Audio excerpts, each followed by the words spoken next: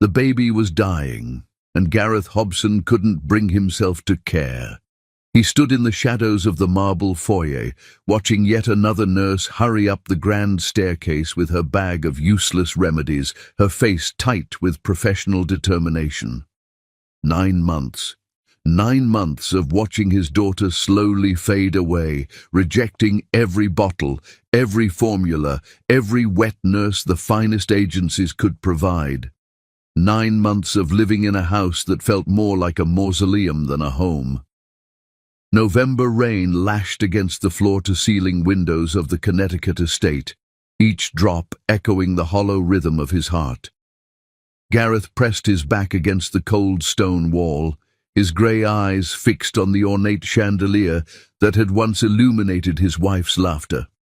Now it cast long shadows across empty rooms where Charlotte's cries barely registered as more than background noise to his grief. "Mr. Hobson?" The voice belonged to Eleanor Harrington, his head housekeeper, whose weathered face had grown more lined with each passing month. "The new nurse from the Whitmore agency has arrived." Gareth didn't move. The last nurse had lasted 3 days before Charlotte's relentless rejection broke her spirit. The one before that had quit after a single night, claiming the baby was inconsolable and beyond help. As if he didn't already know his daughter was slipping away from him, one refused feeding at a time. "Sir?" Eleanor's voice carried the gentle insistence of someone who'd spent 40 years managing the Hobson household. "Dr. Whitmore specifically requested this nurse. Says she's different." Different. The word tasted bitter in his mouth. They'd tried different. They'd tried everything. Pediatric specialists from Johns Hopkins, nutritionists from Boston Children's, even a lactation consultant from Switzerland who'd cost him more than most people made in a year. Nothing worked. Nothing helped. Charlotte continued to grow weaker, her tiny fists clenching and unclenching as she fought against every attempt to nourish her. "Show her up," he said finally, his voice rough with disuse. He hadn't spoken to anyone except Eleanor and his business partner Theodore in weeks. The board meetings for Hobson Steel were conducted via video conference now, his empire running on autopilot while he haunted the halls of his own home. Eleanor nodded and disappeared toward the front door, leaving Gareth alone with his demons. He closed his eyes and saw Catherine's face, radiant with joy even as the life drained from her eyes. "Take care of our baby," she'd whispered, her hand growing cold in his. "Promise me, Gareth. Promise me you'll love her enough for both of us." He'd failed. God help him. He'd failed completely. The sound of footsteps on marble drew his attention back to the present. Eleanor was returning, accompanied by a woman who moved with the quiet confidence of someone accustomed to crisis. She was younger than he'd expected, perhaps 30, with rich brown skin and intelligent dark eyes that seemed to take in everything at once. Her hair was pulled back in a simple bun, and she carried herself with the kind of professional grace that spoke of countless hours in pediatric wards. "Mr. Hobson," Eleanor said, "this is Sabrina Fisher, from the Whitmore agency." Sabrina stepped forward, and Gareth was struck by the steadiness of her gaze. She didn't look at him with the mixture of pity and discomfort he'd grown accustomed to seeing in everyone's eyes. Instead, she studied him with the clinical assessment of someone who'd seen desperate parents before. "Mr. Hobson," she said, her voice warm but professional, "I understand Charlotte has been having feeding difficulties." "Difficulties?" The word came out harsher than he intended. "That's one way to put it." Sabrina didn't flinch. "I'd like to examine her if I may. Dr. Whitmore has briefed me on her medical history, but I prefer to make my own assessment." "Of course you do." Gareth pushed away from the wall, his movements sharp with barely contained frustration. "They all do. They all think they're the one who's going to save her." "I'm not here to save anyone, Mr. Hobson." Sabrina said quietly. "I'm here to help your daughter eat. Nothing more, nothing less." Something in her tone made him look at her more carefully. There was no false hope in her expression, no hollow reassurances. Just a quiet determination that felt different from the others, more real somehow. "She's upstairs," he said finally. "Third door on the right." Sabrina nodded and started toward the staircase, her footsteps sure and purposeful. Gareth found himself following, drawn by something he couldn't name. Maybe it was the way she moved, without the nervous energy of someone trying to prove herself. Maybe it was the fact that she hadn't offered him any empty platitudes about everything being all right. The nursery was a study in contrasts. Catherine had decorated it in soft pastels and hand-painted murals, every detail chosen with love and hope. Now it felt like a shrine to dreams that would never come true. The expensive baby monitor sat silent on the dresser, its green light blinking steadily. The rocking chair Catherine had picked out sat empty in the corner, its cushions still bearing the faint scent of her perfume. Charlotte lay in her crib, tiny and fragile, her breathing shallow and rapid. At 9 months, she should have been babbling and pulling herself up, reaching for toys and exploring her world. Instead, she was listless, her enormous blue eyes tracking movement with the desperate hunger of someone who wanted to live, but didn't know how. Sabrina approached the crib, with the careful movements of someone who understood that every moment mattered. She didn't speak, didn't make the cooing sounds that usually accompanied interactions with babies. Instead, she simply observed, her trained eye taking in Charlotte's color, her breathing, the way she held her small hands. "When did she last accept any nutrition?" Sabrina asked, her fingers gently stroking Charlotte's forehead. "Yesterday morning," Gareth said. 2 ounces of formula before she refused the rest. And before that, the day before, maybe 3 ounces. Sabrina's expression tightened almost imperceptibly. "Mr. Hobson, I need to ask you something, and I need you to be completely honest with me." "What? Are you prepared to do whatever it takes to save your daughter's life?" The question hit him like a physical blow. What kind of question is that? The kind that needs an answer. Sabrina's eyes met his, and he saw steel beneath the compassion. "Because if you're not, I need to know now. I don't waste time on parents who aren't fully committed to their child's survival." Gareth felt something crack inside his chest. "She's all I have left. Then we need to act fast." Sabrina was already moving, her hands gentle but efficient as she lifted Charlotte from the crib. "I'm going to try something different, something that might seem unconventional." "What do you mean?" But Sabrina was already settling into the rocking chair, Charlotte cradled against her chest. The baby's cries, weak but persistent, filled the room as she began to root against Sabrina's scrubs with the desperate instinct of survival. "Mr. Hobson," Sabrina said, her voice steady despite the magnitude of what she was about to do, "I need you to understand that what I'm about to do is purely medical, therapeutic. Your daughter is starving, and her body is rejecting artificial nutrition. Sometimes, when all else fails, we have to go back to the most basic form of sustenance." Gareth watched in stunned silence as Sabrina began to unbutton her uniform top. The clinical nature of her movements couldn't disguise the intimacy of the act, the profound trust required to nourish another woman's child with her own body. "I've been working with failure to thrive infants for 8 years, Sabrina continued, her voice soft but confident. "I've seen cases like Charlotte's before. Sometimes the only thing that can save them is human breast milk from someone who's willing to take the risk." "Risk?"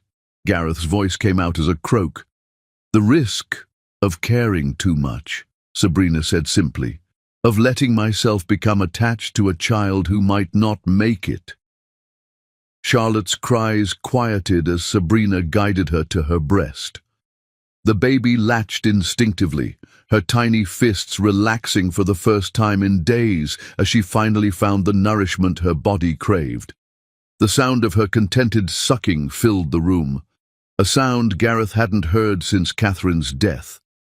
He should have looked away, should have given them privacy, but he found himself frozen in place, watching this stranger save his daughter's life with an act of such profound generosity that it took his breath away.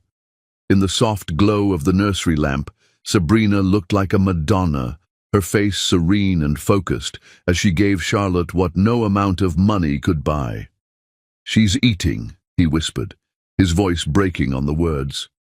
"Yes," Sabrina said, her eyes never leaving Charlotte's face. "She's eating." For the first time in 9 months, Gareth Hobson felt something other than despair. It was fragile, this flicker of hope, but it was real. And as he watched his daughter's color slowly return to normal, as her breathing deepened and her tiny body relaxed into the rhythm of life, he realized that everything was about to change.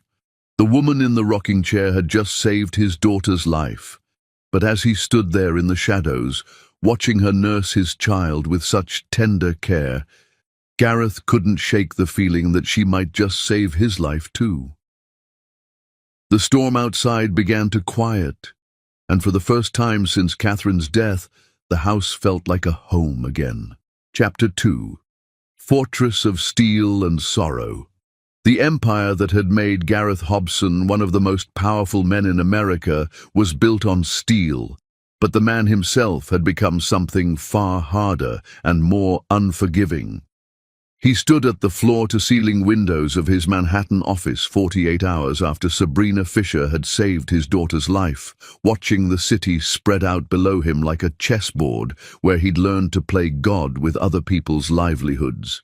The Hobson Steel building rose 60 floors above the financial district, its glass and steel facade reflecting the morning sun in blinding flashes that matched the cold fire burning within him.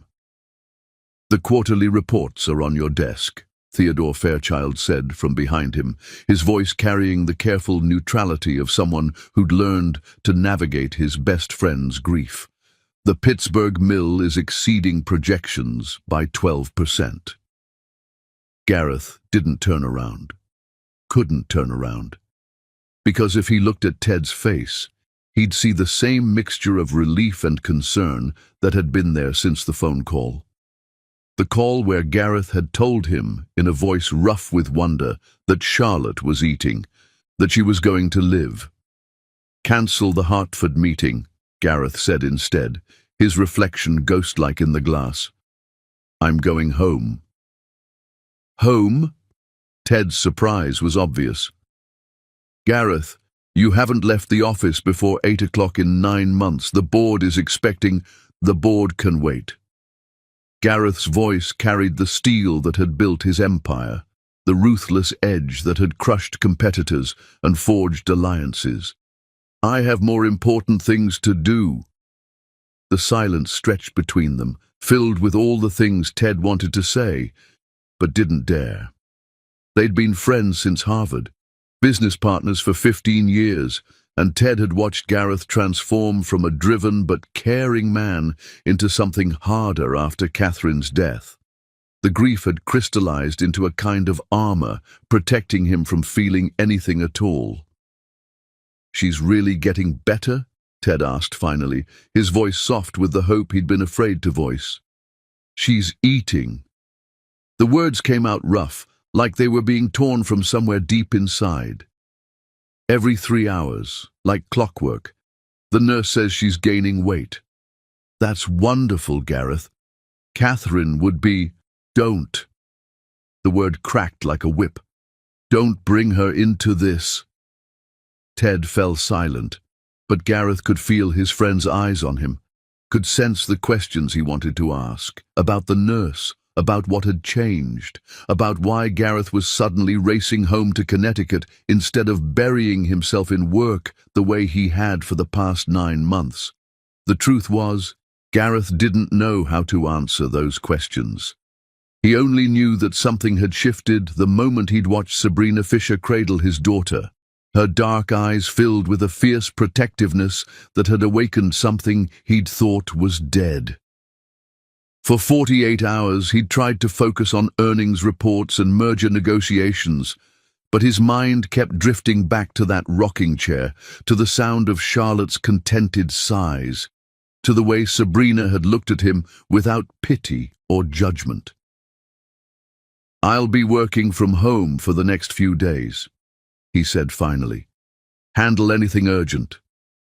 Ted nodded, though Gareth could see his reflection in the window, could see the worry etched in his friend's features. "Should I tell Margaret you won't be at dinner Friday?" Margaret Whitmore had been trying to set him up with suitable women for months, well-meaning attempts to pull him back into the world of the living. Elegant widows from their social circle, accomplished businesswomen who understood the demands of his world, women who looked at him and saw dollar signs and status symbols instead of the broken man he'd become. "Tell her I'm unavailable," Gareth said, already reaching for his jacket. "Indefinitely." The drive to Connecticut usually took an hour and a half, but Gareth made it in just over an hour, his silver Aston Martin eating up the miles with predatory efficiency. He'd been avoiding the house, spending most nights in his Manhattan penthouse rather than facing the memories that lurked in every room. But now, for the first time in months, he felt pulled toward home. The Hobson estate sprawled across 200 acres of prime Connecticut real estate, its Georgian architecture and manicured gardens a testament to old money and older traditions. Gareth's grandfather had built the original house in the 1920s, and each generation had added their own touches. Catherine had been planning a renovation of the East Wing when she'd gotten pregnant, dreaming of filling the rooms with children's laughter. Now those rooms stood empty, their windows dark, while life centered around the nursery where his daughter was slowly learning to live again. Eleanor met him at the front door, her face brightening in a way that made him realize how long it had been since he'd come home before midnight. "Mr. Hobson," she said, taking his coat with the practiced efficiency of someone who'd been managing the household since he was a boy. "Miss Fisher is upstairs with Charlotte. They're having quite a good day." "How good?" He tried to keep the hunger out of his voice, but Eleanor's knowing smile told him he'd failed. "She took 4 ounces this morning and 5 at lunch. Miss Fisher says she's already looking stronger." Gareth nodded, but his feet were already carrying him toward the staircase. He took the steps 2 at a time, driven by something he couldn't name. Need, maybe, or hope, or the desperate desire to see proof that his daughter was really going to survive. The nursery door was slightly open, and he paused on the threshold, his breath catching at the scene inside. Sabrina was sitting in the rocking chair, Charlotte cradled in her arms, but she wasn't feeding her. Instead, she was talking to her, her voice soft and musical as she described the world outside the window. "Do you see those leaves, sweet girl? They're turning gold and red because autumn is here. Soon they'll fall, and then winter will come with snow so white it looks like diamonds. And after that, spring will return with flowers and green grass and butterflies." Charlotte was staring up at her with wide, alert eyes, more focused than Gareth had seen her since birth. Her tiny fist was wrapped around Sabrina's finger, and she seemed to be listening to every word, with the intensity of someone learning what it meant to be alive. "She's beautiful," Sabrina murmured, her thumb stroking Charlotte's cheek. "So beautiful and so strong. Your mama would be so proud of you, fighting so hard to stay with us." The words hit Gareth like a physical blow. Catherine, the woman who'd planned to nurse their daughter herself, who'd read every book on infant care, who'd died before she could hold her baby for more than a few precious minutes. "Don't." The word came out harsh, echoing in the quiet room. Sabrina's head snapped up, her eyes finding his in the doorway. She didn't look startled or guilty, just steady, like she'd been expecting him. "Mr. Hobson," she said quietly, "I didn't hear you come in." "I said don't." He stepped into the room, his movements sharp with the anger that had become his default emotion. "Don't talk to her about Catherine. Don't pretend you knew her." Sabrina's expression didn't change. "I wasn't pretending anything. I was telling Charlotte about her mother because children need to know where they come from, even when they're too young to understand the words. She doesn't need to know about Catherine." The words tasted like poison. "Catherine is dead." "Charlotte's mother is dead," Sabrina corrected gently. "But that doesn't mean she never existed. It doesn't mean she didn't love this baby with everything she had." Gareth felt something crack inside his chest, a fissure in the armor he'd built around his heart. "You don't know anything about Catherine. I know she decorated this nursery with her own hands." Sabrina's voice was soft but unwavering. "I know she chose that mobile because she thought Charlotte would like the way the stars moved. I know she picked out that rocking chair because she wanted to sit here and nurse her daughter while watching the sunset through those windows." "Stop." The word came out broken. "I know she died trying to bring Charlotte into the world, and I know she would want her daughter to thrive, not just survive." Gareth's hands clenched into fists. "You know nothing. Nothing about her. Nothing about us. Nothing about what we lost." Sabrina stood slowly, Charlotte still cradled in her arms, and for a moment Gareth thought she was going to back down. Instead, she moved closer, her dark eyes blazing with something that might have been anger or determination or both. "I know you're so afraid of losing Charlotte that you've already given up on her," she said, her voice low and fierce. "I know you've been hiding from your own daughter because looking at her reminds you of what you lost instead of what you still have. How dare you!" "I know you haven't held her in weeks." Sabrina's words cut through his protest like a blade. "I know you pay other people to care for her because you're too terrified to let yourself love her." The accusation hung in the air between them, stark and terrible in its truth. Gareth felt the walls he'd built around his heart beginning to tremble, felt the grief and fear and desperate love he'd been suppressing threaten to break free. "She's better off without me," he said finally, his voice barely above a whisper. "Everyone I love dies." "That's not how love works," Sabrina said simply. "Love doesn't die when people do. It just changes form. And this little girl needs her father's love, not his fear." She was standing close enough now that he could smell her perfume, something light and clean that mixed with the baby powder and warmth that seemed to surround her. Charlotte was looking up at both of them with those enormous blue eyes, and for a moment Gareth saw Catherine in her face. Not the pale, dying woman from his nightmares, but the vibrant, laughing woman who'd married him in the garden of this very house. "She looks like her," he said, the words torn from somewhere deep inside. "She looks like you too," Sabrina said gently. "She has your chin, your stubborn streak from what I can tell." Despite everything, Gareth felt his mouth twitch in what might have been a smile. "Catherine always said I was too stubborn for my own good." "Smart woman." Sabrina's voice was warm with approval. "She'd want you to be stubborn about loving Charlotte, stubborn about fighting for her, stubborn about not giving up." The baby chose that moment to let out a soft cry, and Sabrina immediately shifted her attention, her voice dropping to that musical croon that seemed to calm Charlotte instantly. Watching her, Gareth felt something shift inside him, some fundamental realignment of his understanding of the world.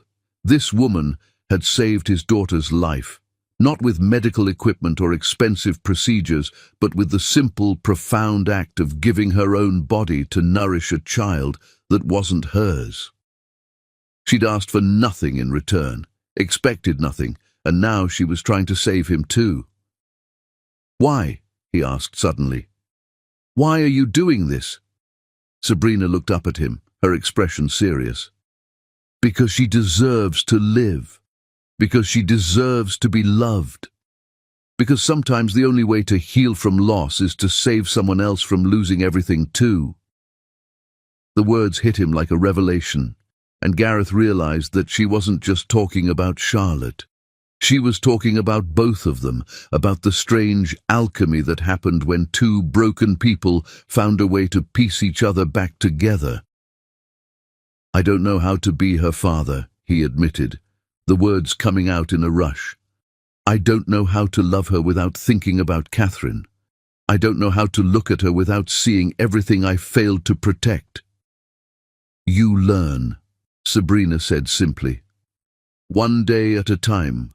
One feeding at a time, one moment at a time. She held out Charlotte to him, and for the first time in months, Gareth didn't flinch away. Instead, he reached out with trembling hands and took his daughter into his arms. She was so small, so warm, so perfectly alive, that it took his breath away. Hello, sweetheart, he whispered, his voice thick with emotion. Daddy's here. Charlotte blinked up at him, and for a moment Gareth could have sworn she smiled. It was probably just gas or a random facial expression, but it felt like forgiveness, like Catherine herself was telling him it was okay to love again. Standing there in the nursery where his wife had planned to raise their child, holding his daughter while the woman who'd saved them both watched with tears in her eyes, Gareth Hobson felt the first crack in the fortress he'd built around his heart. It was terrifying and wonderful and absolutely inevitable. The healing had begun. Chapter 3. The Tender Rebellion. The walls of the Hobson estate had witnessed over a century of secrets, but none as dangerous as the one growing between the grieving billionaire and the woman who'd saved his daughter's life. Sabrina Fisher had been living in the mansion for a week now, and the change in Charlotte was nothing short of miraculous. The baby who'd been slowly fading away was now thriving, her cheeks pink with health, her eyes bright with curiosity. She'd gained precious ounces that translated to years of life, and her contented sighs during feeding time had become the soundtrack to a house learning to live again. But it was the change in Gareth Hobson that kept Sabrina awake at night. She's getting stronger, Dr. Margaret Whitmore said, her stethoscope sliding over Charlotte's chest as she conducted the weekly examination. Her heart rate is excellent, her reflexes are normal, and she's gained 8 ounces since you arrived. Sabrina nodded, cradling Charlotte against her chest as the baby dozed peacefully. They were in the nursery, afternoon sunlight streaming through the windows that Catherine Hobson had chosen for their perfect view of the garden. The room smelled of baby powder and the faint scent of roses from the arrangements Eleanor refreshed daily. The feeding schedule is working well, Sabrina said, though her eyes drifted to the doorway where Gareth had been appearing with increasing frequency. She's taking to the routine beautifully. And how are you holding up? Margaret's question was gentle but probing. This kind of arrangement can be emotionally taxing. You're essentially mothering a child who isn't yours. The words hit closer to home than Sabrina cared to admit. She'd been a pediatric nurse for 8 years, had worked with hundreds of sick children, but she'd never lived with one. Never woken up at 2 in the morning to comfort a crying baby. Never felt the overwhelming protectiveness that came with being someone's primary caregiver. And she definitely never felt the confusing tangle of emotions that came with watching Charlotte's father slowly emerge from his grief-induced exile. I'm fine, she said, though the lie felt heavy on her tongue. Charlotte is my only concern. Margaret's knowing look suggested she wasn't fooled, but before she could respond, the sound of footsteps in the hallway announced Gareth's arrival. He appeared in the doorway, still wearing his business suit from the morning's video conferences, his tie loosened and his dark hair slightly disheveled. "How is she?" he asked, his voice carrying the careful neutrality he'd adopted since that emotional moment a week ago when he'd held Charlotte for the first time in months. "Perfect," Margaret said warmly. "Absolutely perfect. You have a very healthy little girl, Gareth." Something flickered in his eyes at the words. Relief, pride, maybe even joy, but it was gone so quickly Sabrina wondered if she'd imagined it. He'd been doing that all week, allowing himself moments of connection with Charlotte before retreating behind the walls he'd built around his heart. "I should let you get back to work," Margaret said, packing her medical bag efficiently. "But I want to see her again next week. And Sabrina—" She paused, her expression serious. "If you need anything, anything at all, you call me. Day or night." There was something in her tone that made Sabrina wonder what the older woman suspected, but she simply nodded and watched as Margaret left, her footsteps echoing down the marble hallway. "She's worried about you," Gareth said quietly, moving into the room with the careful steps of someone trying not to disturb the peace. "She's a good doctor," Sabrina replied, which wasn't really an answer. "She's also a good friend. She's been trying to take care of me since Catherine died." He was standing by the window now, his hands shoved deep in his pockets. "She thinks I'm damaged goods." "Are you?" The question slipped out before Sabrina could stop it, and she immediately regretted the boldness. This wasn't her place. She was here to care for Charlotte, not to psychoanalyze her employer. But Gareth turned to look at her, and there was something raw in his expression that made her breath catch. Probably. The honesty in his voice made her heart ache. She'd been watching him all week, seeing the way he hovered in doorways, the way he'd reach toward Charlotte before pulling back, the way he'd catch himself smiling before remembering he wasn't supposed to be happy. "Charlotte doesn't think so," she said softly. "She lights up when she hears your voice. She's too young to know better. Or maybe she's too young to be fooled by the act you put on for everyone else." The words hung in the air between them, and Sabrina immediately wanted to take them back. She was overstepping, crossing lines that had been clearly drawn when she'd accepted this position. But she couldn't stand watching him punish himself for surviving when his wife hadn't. "I'm sorry," she said quickly. "That was inappropriate." "Was it?" Gareth moved closer, his grey eyes intense. "Or was it the first honest thing anyone said to me in months?" Charlotte stirred in her arms, making the soft mewling sounds that meant she was waking up. Sabrina automatically began the gentle swaying motion that usually soothed her, but the baby's eyes opened and immediately found her father's face. "Hey, sweetheart," Gareth said automatically, his voice dropping to that tender tone he seemed to reserve for Charlotte. "Did you have a good nap?" Charlotte's response was a gurgling sound that might have been a laugh, and Sabrina watched as Gareth's carefully constructed mask slipped for just a moment. The love in his eyes was so intense it was almost painful to witness. "She wants you to hold her," Sabrina said, though she wasn't sure if it was true, or if she just wanted to see that look in his eyes again. "I don't want to disturb her routine." "Her routine includes being held by her father." Sabrina stood, moving toward him with Charlotte in her arms.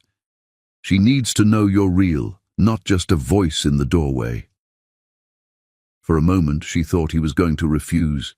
His whole body had gone tense, and she could see the war playing out in his expression.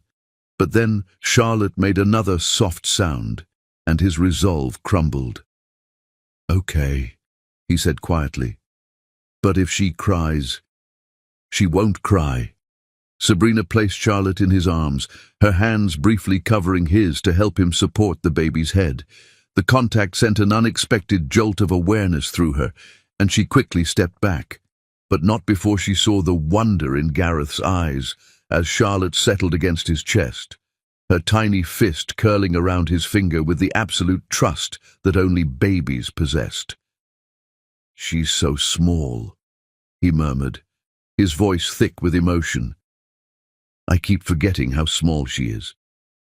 She's perfect, Sabrina said, though she was watching him more than the baby. And she's yours. The words seemed to hit him like a physical blow. Catherine should be here. She should be the one holding her, feeding her, singing to her. But she's not. Sabrina's voice was gentle but firm. And Charlotte can't wait for her mother to come back. She needs the parent she has, not the one she lost. What if I'm not enough? The question came out broken, and Sabrina realized this was the fear that had been eating at him all along. Not just the fear of losing Charlotte, but the fear of failing her. "You're her father," she said simply. "That's enough. That's everything." Charlotte chose that moment to let out a soft sigh, snuggling deeper into Gareth's embrace. He looked down at her with such overwhelming love that Sabrina had to look away, her heart clenching with something that felt dangerously close to longing. "I used to come in here every night," he said quietly. "After Catherine died, I'd stand by her crib and watch her sleep, and I'd try to feel something other than this crushing weight in my chest." "And now?" Sabrina asked, though she wasn't sure she wanted to know the answer. "Now I'm terrified that I'm going to love her too much and lose her too." The confession hung in the air between them, raw and honest and devastating. Sabrina felt tears prick her eyes, but she blinked them away. This wasn't about her feelings. This was about a man learning to be a father while drowning in grief. "Love doesn't make loss more likely," she said finally. "It just makes it more meaningful." Gareth looked up at her, and for a moment, the careful distance he'd been maintaining crumbled completely. She could see everything in his eyes, the grief, the fear, the desperate need to connect with another human being who understood what it meant to love something more than your own life. "How do you know?" he asked. "How do you know any of this?" The question was loaded with more than curiosity, and Sabrina felt her carefully constructed professional boundaries beginning to blur. She'd been so focused on Charlotte's needs that she'd forgotten about her own vulnerability, about the way this man's pain called to something deep inside her. "Because I've seen what happens when people stop loving," she said carefully. "And it's not protection. It's just another kind of death." The words were truer than she'd intended, and she saw recognition flicker in Gareth's eyes. He was starting to see her as more than just Charlotte's caregiver, and that was dangerous for both of them. "You should probably put her down for her nap," Sabrina said, stepping back and trying to recreate the professional distance that had been keeping them safe. "She's had a lot of stimulation today." But Gareth wasn't ready to let the moment go. "Sabrina," he said, her name sounding different in his voice, warmer, more personal. "I want to thank you for everything you've done, for saving her life." "You don't need to thank me. I was just doing my job." "No," he said firmly. "You weren't. You went above and beyond anything that could be expected, and He paused, struggling with words that seemed too big for the space between them. "I don't know how to repay you." "You don't repay me," Sabrina said, her voice sharper than she'd intended. "You love your daughter. You show up for her. You let yourself be happy that she's alive. And what about you?" The question was quiet, but it carried a weight that made her stomach flip. "What do you need?" The answer came to her immediately, unbidden and terrifying. "I need you to stop looking at me like I'm saving your life along with hers. I need you to stop making me feel like I'm the missing piece in your broken family. I need you to stop making me wish I could stay forever." "I need to do my job," she said instead, her voice carefully neutral. "Charlotte needs her afternoon feeding soon." Something flickered in Gareth's eyes. Disappointment, maybe, or understanding. He nodded and carefully transferred Charlotte back to her arms, his fingers brushing hers in the process. The contact was brief, professional, but it sent heat shooting through her veins. "I'll be in my office if you need anything," he said, but he didn't move immediately. Instead, he stood there, watching her settle Charlotte into the feeding position, his expression unreadable. "Gareth," she said softly, not looking up from the baby. "She's going to be okay. You both are."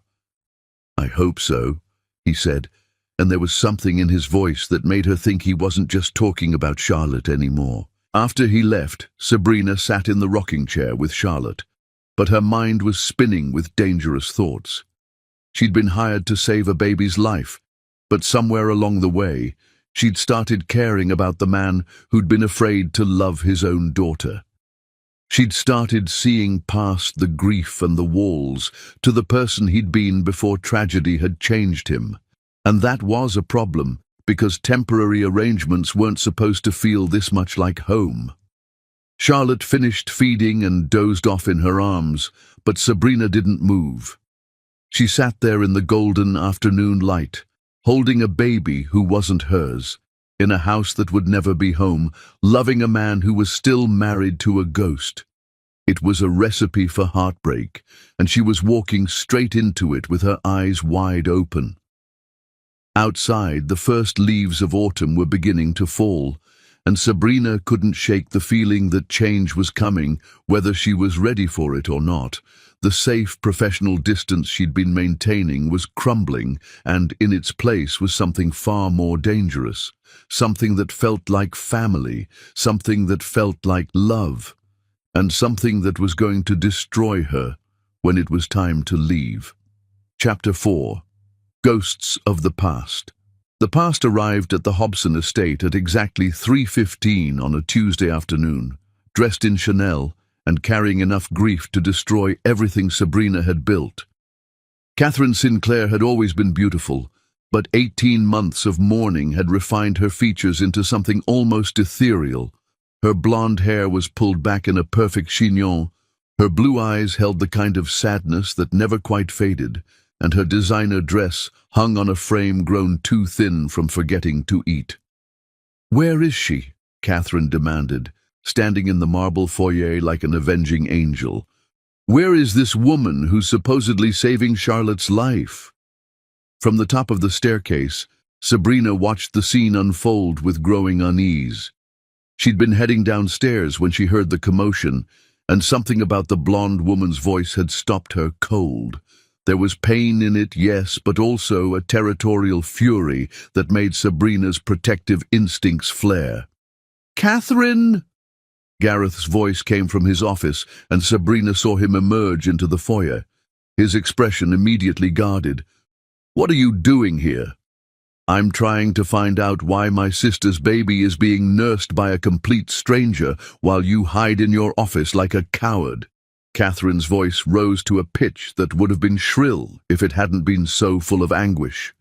The words hit Gareth like physical blows, and Sabrina saw him flinch. She wanted to defend him, but stayed frozen on the stairs, knowing her presence would only make things worse. "Charlotte is fine," Gareth said, his voice carefully controlled. "She's healthy and growing. She's being breastfed by a stranger." Catherine's composure shattered completely. "My sister is barely cold in her grave, and you've already replaced her with some woman who's playing house with her baby."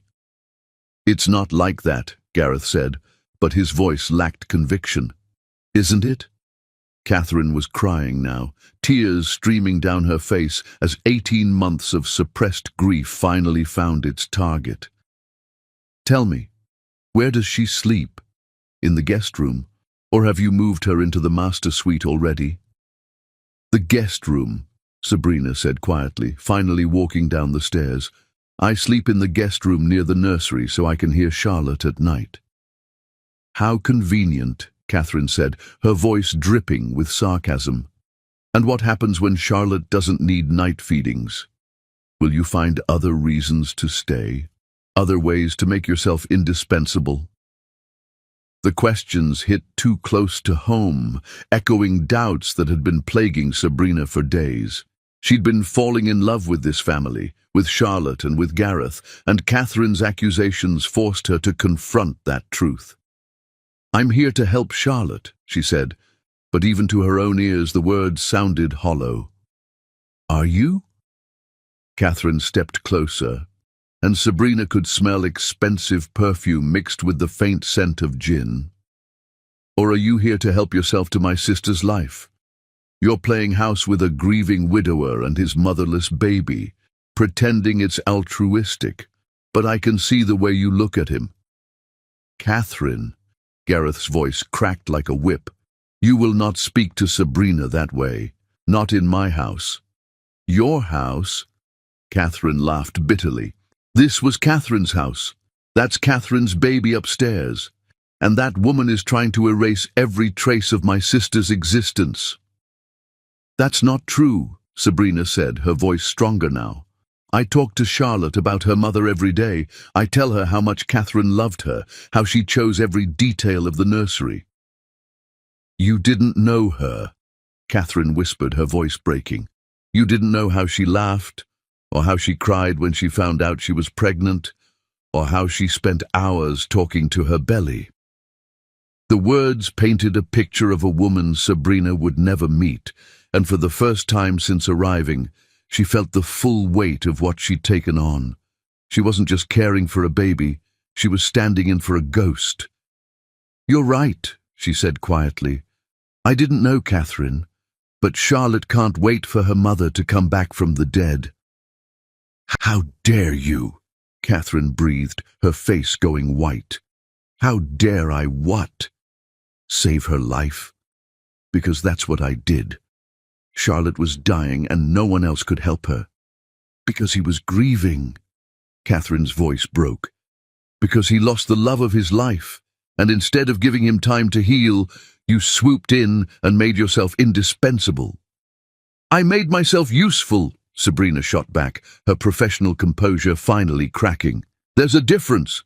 Is there? Then why are you still here? Charlotte is healthy now. So why haven't you left? The question hit Sabrina like a physical blow because she didn't have a good answer. Charlotte was thriving, gaining weight and strength every day. There was no medical reason for Sabrina to stay. Because she needs consistency, she said, the words coming out broken. She needs her father, Catherine interrupted. She needs Gareth to stop hiding behind you and start being a parent. I'm not hiding behind anyone, Gareth said, his voice deadly quiet. Aren't you? Catherine turned to face him, 18 months of suppressed grief and fury in her expression. You've been sleepwalking through your daughter's life while playing house with a stranger. Catherine would be ashamed of you. The words hit Gareth like a physical blow, and Sabrina saw him stagger. She wanted to go to him, but Catherine wasn't finished. She died bringing Charlotte into this world, Catherine continued, her voice shaking. She died so your daughter could live, and you've repaid that sacrifice by abandoning Charlotte to strangers. Sabrina isn't playing anything, Gareth said, but his voice was weak. Look at her, Gareth. Really look at her. She's living in your house, caring for your child, and you're looking at her like she's the answer to all your prayers. But she's not Catherine. She'll never be Catherine. The accusation hung in the air like a death sentence, and Sabrina watched Gareth's face go white. She'd seen him struggle with guilt, but never look so destroyed. That's enough, she said, stepping between them. This isn't helping anyone. You don't get to play peacemaker in a family that isn't yours, Catherine said, her fury focused on Sabrina. You don't get to pretend you belong here. I belong wherever Charlotte needs me to be, Sabrina said steadily. Do you? Then ask yourself why you really stayed. Was it for Charlotte, or was it for him? The question hit its mark, and Sabrina felt heat rise in her cheeks. She'd been asking herself the same thing for days. I stayed because Charlotte needed me, she said, but the words felt hollow. Liar, Catherine said softly. You stayed because you saw an opportunity. A grieving widower, a motherless baby, a chance to step into a life that was never meant to be yours. I'm not trying to replace anyone, Sabrina said, her voice barely above a whisper. You don't have to try, Catherine said, and there was something almost pitying in her voice now. "You just have to be here. You just have to be alive when Catherine isn't." The silence stretched between them, heavy with everything said and unsaid. Somewhere in the distance a baby started to cry. Charlotte was awake and she was hungry, and she needed her father to decide what came next. All of them did. Chapter 5. The Rival's Gambit. The war for Hobson Steel began at exactly 9:30 on a Wednesday morning when Harrison Pemberton walked into the Manhattan boardroom like a shark who'd scented blood in the water. Gareth sat at the head of the polished mahogany table, his sharp gaze scanning quarterly reports that should have commanded his full attention. But his mind was back in Connecticut, reeling from Catherine's accusations and the devastating realization that she might be right. Maybe he was using Sabrina as a shield against his own grief. "Gentlemen," Harrison said, his voice carrying the smooth confidence of a predator who'd been planning his attack for months. "I trust you've all reviewed my proposal." Gareth forced himself to focus on the man who'd been circling Hobson Steel like a vulture since Catherine's death. Harrison Pemberton embodied everything Gareth despised about corporate raiders: ruthless, calculating, and completely without honor. "Your proposal is insulting," Theodore Fairchild said from Gareth's right. "Hobson Steel isn't struggling. We're not interested in selling." "Aren't you?"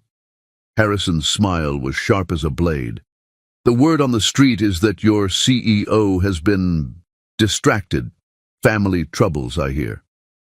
The words hit their target with surgical precision, and Gareth felt every eye in the room turn to him. The board members, men who'd trusted him to build their empire, were studying his face for signs of weakness. "My personal life doesn't affect my business decisions," Gareth said, his voice carrying ice that had frozen out countless competitors. "Doesn't it?" Harrison pulled out a tablet and slid it across the table. "Then explain why Hobson Steel's stock has dropped 12% in 6 months, why the Pittsburgh contract was delayed, why your CFO has been running meetings instead of you." Each accusation was carefully aimed, and Gareth realized Harrison had been doing his homework. Someone had been feeding him information about Gareth's absences, his emotional state since Catherine's death. "Temporary setbacks," Theodore said smoothly. But Gareth could hear the concern in his friend's voice. "Temporary?" Harrison laughed. "We're talking about a CEO who hasn't attended a board meeting in person in 2 months. A man so consumed with grief that he's forgotten his shareholders." "That's enough," Gareth said, his voice deadly quiet. "I don't think you understand your position, Hobson. Your personal crisis has become a business liability. Your shareholders are asking questions." The threat was clear. Harrison had been talking to major shareholders, building a case for hostile takeover using Gareth's grief as ammunition. "The board has full confidence in Gareth's leadership," said William Bradford, the longest-serving member. "Do they?" Harrison showed financial projections. "These numbers tell a different story: missed deadlines, delayed contracts. A CEO more concerned with his personal life than his responsibilities." Gareth felt rage building in his chest, the white-hot fury that had driven him to build an empire. Harrison was using Catherine's death as a weapon against him. "You want to see leadership," Gareth said, his voice cutting through the tension like a blade. "You want to see what happens when someone threatens everything I've built?" He stood slowly, his movements deliberate, and everyone felt the atmosphere shift. This wasn't the grief-stricken widower Harrison had counted on. This was the steel magnate who'd crushed every competitor who dared challenge him. "Theodore," Gareth said, never taking his eyes off Harrison, "cancel my afternoon meetings. I want a full financial audit by tomorrow morning, profit projections for 5 years, and detailed analysis of every contract we've signed in 6 months. "Gareth," Theodore started, but Gareth cut him off. "I want to know exactly how much Harrison's whisper campaign has cost us. And then I want to show our shareholders what real leadership looks like." Harrison's confidence flickered momentarily. "It's too late for damage control. Your reputation is already—" "My reputation," Gareth interrupted, "was built on 30 years of making shareholders richer than they dreamed possible. One bad quarter doesn't erase 3 decades of success." "But it raises questions about your judgment," Harrison pressed. "About whether a man dealing with tragedy can make the hard decisions modern business requires." "You're right about one thing," Gareth said, his voice carrying absolute certainty. "I have been distracted. I've been dealing with personal issues that temporarily affected my focus." Harrison's satisfaction was visible, but Gareth wasn't finished. "But those issues are resolved now," he continued, "and I'm about to remind you why nobody tries to take what's mine." The steel in his voice could have cut diamond, and Harrison's smile faltered. Around the table, board members were sitting straighter, remembering why they'd trusted Gareth Hobson. "Mr. Pemberton seems to think grief makes a man weak," Gareth said, addressing the room. "He's about to learn how wrong he is." "What are you saying?" Harrison asked, uncertainty creeping into his voice. "I'm saying you just declared war on the wrong man at the wrong time. You mistook temporary distraction for permanent weakness, and you're about to discover what happens when you threaten everything a man has left to lose." "The Shanghai deal," Theodore said suddenly, understanding dawning. Gareth's smile was sharp as a knife. "Among other things, Harrison seems to think we're vulnerable. Time to show him how wrong he is." The Shanghai deal was a massive infrastructure contract worth over $500 million. Gareth had been holding back, waiting for the perfect moment to close. That moment had arrived. "You can't possibly close Shanghai in 6 months, Harrison said, doubt creeping into his voice. "Watch me," Gareth said simply. "Theodore, I want you on a plane to Shanghai tomorrow. Take the full team. Whatever it takes to close that deal, do it." "That's a hell of a risk," William Bradford said quietly. "It won't fail," Gareth said with absolute confidence, "because I'm going to close it personally, and when I do, Mr. Pemberton's takeover attempt will look like the pathetic power grab it is." Harrison was rallying. "Even if you close Shanghai, you're still dealing with the fundamental problem. Your judgment is compromised." "You're right," Gareth said, surprising everyone. "They do deserve better. They deserve a CEO who's fully committed to their success." He paused, letting the words hang in the air. "Which is why I'm implementing new policies to ensure Hobson Steel remains the industry leader for the next 30 years. We're expanding Asian operations, investing in new technology, and diversifying our portfolio in ways that will make our current success look like a warm-up act." Around the table, board members' excitement was building as they remembered why they'd trusted him. "This is inspiring," Harrison said, his voice lacking earlier confidence, "but it doesn't address the core issue. You're emotionally compromised." "My judgment," Gareth interrupted, "is that you've overstayed your welcome in my boardroom." The dismissal was absolute, and Harrison's face flushed with anger and embarrassment. He'd expected to find a broken man, easy prey for his ambitions. Instead, he'd awakened Gareth's killer instinct. "This isn't over," Harrison said, gathering his materials. "Yes, it is," Gareth replied calmly. "It was over the moment you used my wife's death as a weapon against me." After Harrison left, the room was silent. Then William Bradford started to chuckle, the sound spreading around the table. "Jesus, Gareth," Theodore said, shaking his head in amazement. "I thought we were dead. I thought he had us." "He never had us," Gareth said, settling back into his chair. "He had information and timing, but he made one crucial mistake." "What's that?" "He assumed pain makes a man weak," Gareth said, his voice carrying weight that spoke to experiences beyond business. "He didn't understand that sometimes loss makes a man realize exactly what he's willing to fight for." Catherine's accusations had stripped away his illusions, forced him to confront the choices he'd been avoiding. Harrison's attack had crystallized his priorities, reminded him that some things were worth fighting for, regardless of personal cost. "So what's the plan?" Theodore asked. "Simple," Gareth said. "We show the world what Hobson Steel is really capable of. We close deals others say are impossible. We expand into markets others fear to enter, and we remind everyone why we're the best." "And Harrison?" Gareth's smile was sharp as glass. "Harrison Pemberton just made the biggest mistake of his professional life. By the time I'm finished with him, he'll be lucky to get a job selling used cars." But as the meeting broke up, Gareth found his thoughts drifting back to Connecticut, back to a baby learning to thrive and a woman who'd saved both their lives. Catherine had accused him of hiding behind Sabrina. Harrison had used his family distraction as a weapon.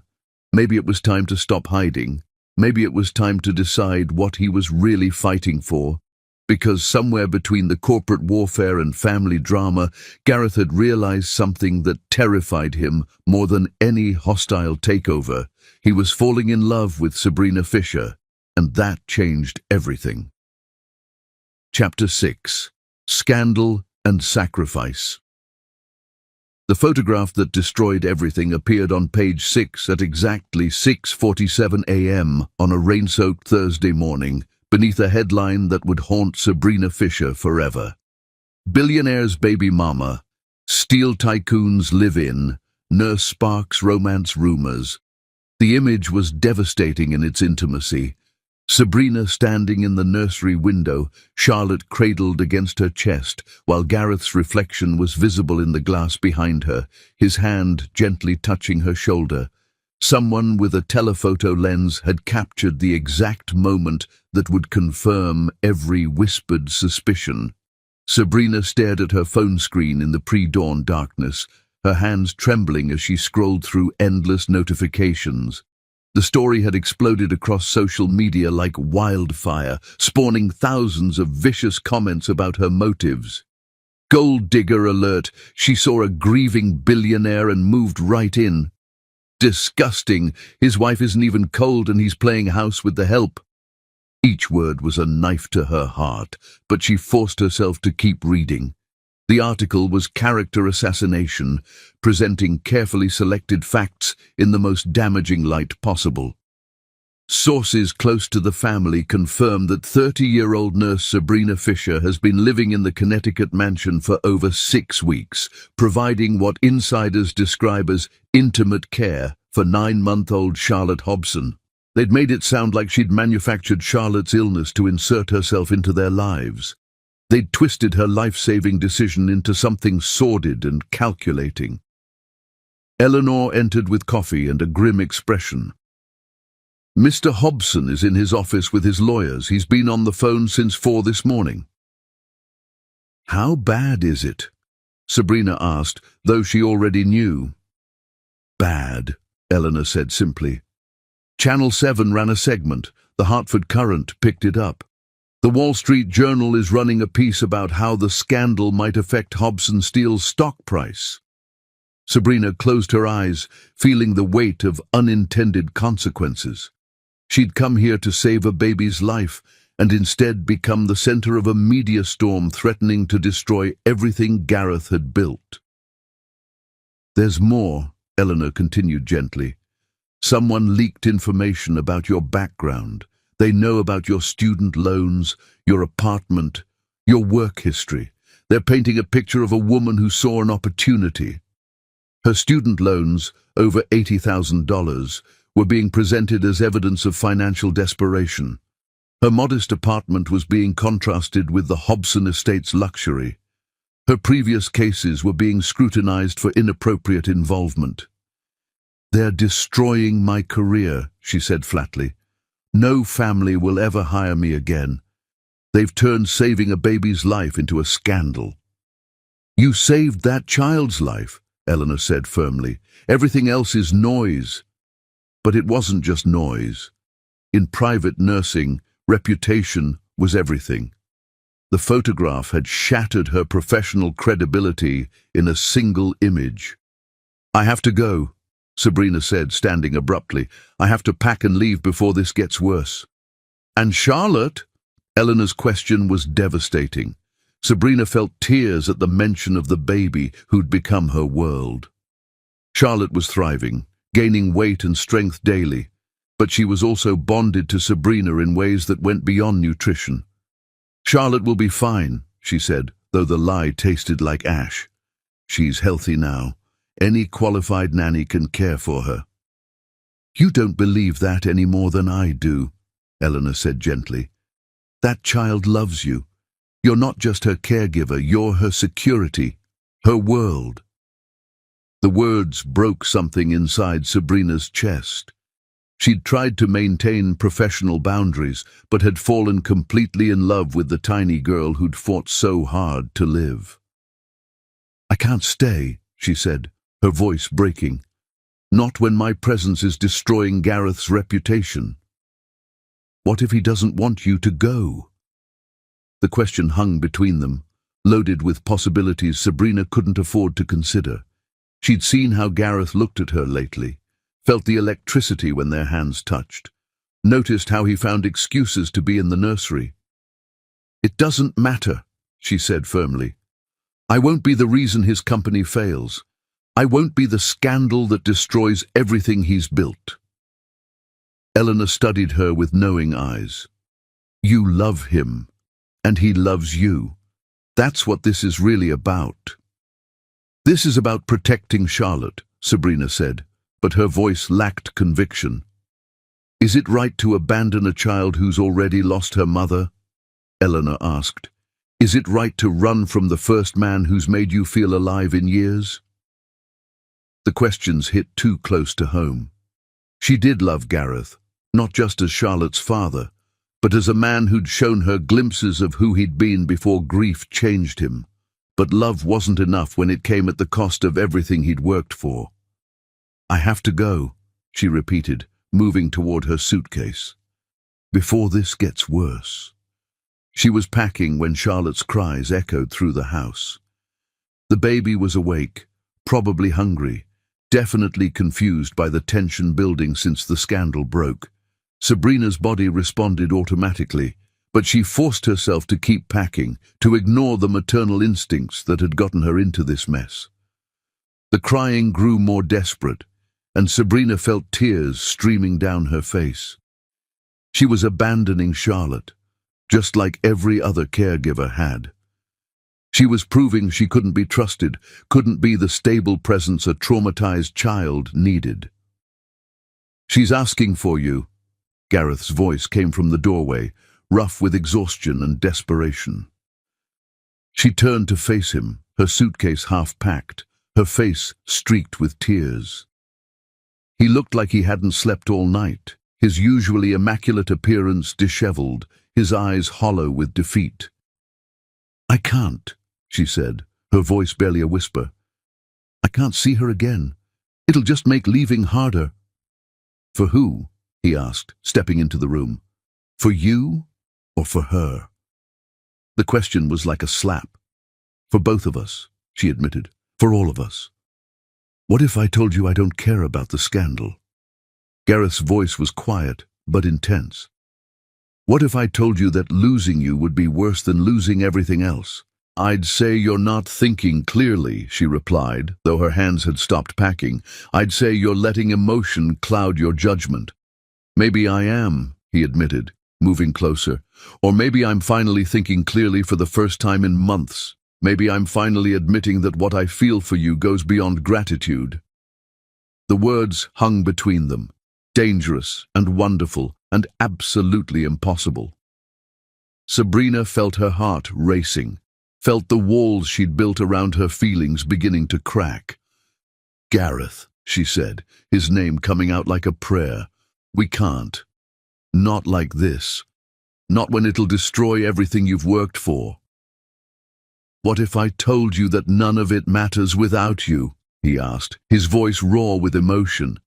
"What if I told you that I'd rather lose the company than lose you?" Then I'd say you're grieving and confused and not thinking about what's best for Charlotte, Sabrina said, though her voice was shaking. I'd say you're mixing up gratitude with something else. Am I? He was close enough now that she could see the flecks of gold in his grey eyes. Because I'm pretty sure I know the difference between gratitude and falling in love. The words hit her like a physical blow, and Sabrina felt her knees go weak. He loved her. The man she'd been trying not to love, the man whose child she'd saved, the man whose life she was about to destroy. He loved her. You don't mean that, she whispered. You can't mean that. I've never meant anything more in my life, he said, his voice carrying absolute conviction. I love you, Sabrina. I love the way you care for Charlotte, the way you see through my walls, the way you make me feel alive again. I love you, and I'm not going to let some tabloid scandal drive you away. You have to, she said, tears streaming down her face. You have to let me go, because if I stay, they'll destroy you. They'll destroy Hobson Steel, your reputation, everything you've built, and I can't live with that. Then we'll build something new, he said simply, something that can't be destroyed by lies and speculation. Like what? She asked, though she was afraid to hear the answer. Like a family, he said, his voice soft but certain. Like a real family, built on love instead of obligation.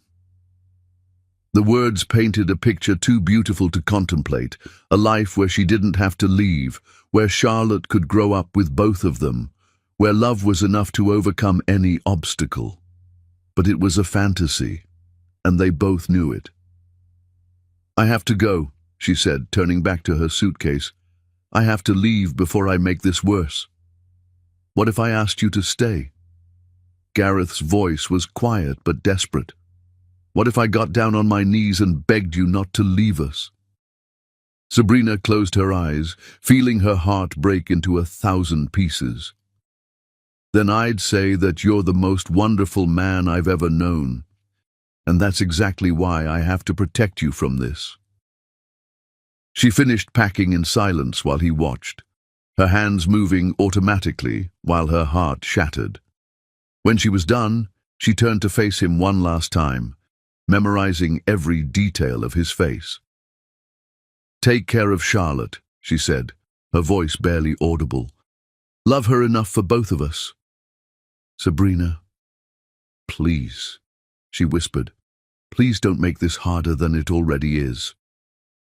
She picked up her suitcase and walked toward the door, each step feeling like walking through quicksand. At the threshold, she paused, looking back at the room where she'd been happier than she'd ever been in her life. I love you too, she said, the words coming out broken and raw. I love you both. That's why I have to go. She walked out of the room, out of the house, out of the life she'd never been meant to have.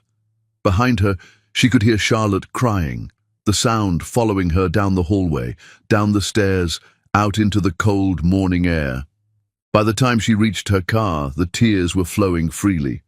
She sat in the driver's seat for a long moment, looking back at the house where she'd left her heart, before finally starting the engine and driving away. In the rearview mirror, she saw Gareth standing in the doorway, holding Charlotte in his arms, watching her leave. The image burned itself into her memory, a picture of everything she was giving up to protect them. The scandal would die down eventually. The reporters would move on to other stories. Gareth would rebuild his reputation, and Charlotte would grow up safe and loved. And Sabrina would spend the rest of her life wondering what might have been if she'd been brave enough to stay and fight for the family they could have been. But sometimes, she told herself as she drove toward an uncertain future, love meant knowing when to let go, even when it destroyed you in the process. Chapter 7. The Reckoning. 3 weeks after Sabrina Fisher walked out of his life, Gareth Hobson stood in the nursery at 2 in the morning, holding his dying daughter, and finally understanding what true helplessness felt like. Charlotte's cries had started at midnight, weak, plaintive sounds that tore at his heart. She'd refused the bottle Eleanor had prepared, turning her head away from formula with the same desperate rejection that had nearly killed her months ago. Now, at barely 12 pounds instead of her healthy weight, she was fading again. "Come on, sweetheart," he whispered, his voice rough with exhaustion and growing panic. "Please eat something, please." But Charlotte only continued her weak crying, her tiny fists clenching as she searched for something that wasn't there. Someone who wasn't there. The woman who'd saved her life and then disappeared into the night, leaving them both broken. The new nanny, Patricia Sullivan, highly recommended by the Whitmore agency, had lasted exactly 5 days before admitting defeat. The one before her had made it 3. They were all qualified, all experienced, all completely incapable of reaching the child who'd bonded to someone else's voice, touch, love. "Mr. Hobson," Eleanor's voice came from the doorway. "How is she?" "She's not eating," he said flatly. "She took maybe an ounce this afternoon, nothing since dinner." Eleanor's expression tightened. In 3 weeks, Charlotte had lost precious weight, her bright alertness fading into the same listless withdrawal that had terrified them before. Losing Sabrina had broken something fundamental in the child. "Have you called Dr. Whitmore?" Eleanor asked. "She's coming first thing in the morning," Gareth said, though they both knew what the doctor would say. Charlotte needed the one thing they couldn't give her, the woman who'd risked everything to save her life. "Sir," Eleanor said carefully, "perhaps it's time to consider calling Miss Fisher." The suggestion hung between them, loaded with everything they'd been trying not to say for 3 weeks. Gareth had thought about it every day, had picked up the phone dozens of times before forcing himself to put it down. Sabrina had sacrificed everything to protect them from the scandal. Calling her now would make that sacrifice meaningless. "I can't," he said, his voice barely above a whisper. "You didn't see her face when she left, Eleanor. You didn't see what it cost her to walk away. I can't ask her to come back to this. Even if it saves Charlotte's life." The question hit him like a physical blow. Because that's what it came down to. His pride, his guilt, his need to protect Sabrina from further pain. All meaningless if Charlotte didn't survive. "The scandal hasn't died down," he said, though the words felt hollow. "If anything, it's gotten worse. They're calling her a gold digger, a home wrecker. Her reputation is destroyed." "And you believe that?" "Of course not," Gareth said sharply, "but that doesn't change the fact that her career is over. She can't work in private nursing anymore because of what happened here." Eleanor was quiet for a long moment. Finally she said, "What if Miss Fisher's career doesn't matter to her as much as Charlotte's life?" "It has to matter," Gareth said. "She worked too hard to build that career. I can't be the reason she loses everything. But you can be the reason she loses Charlotte." The words hit their mark, and Gareth felt something crack inside his chest. He was allowing his own guilt and pride to keep him from making the call that might save his daughter's life. "I don't know where she is," he admitted. "I don't know if she'd even answer if I called." "Theodore might know," Eleanor suggested gently. "He's been handling the legal aspects. He might have contact information."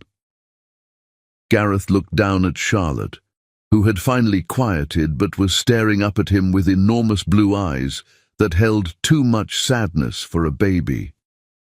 She was waiting, he realized.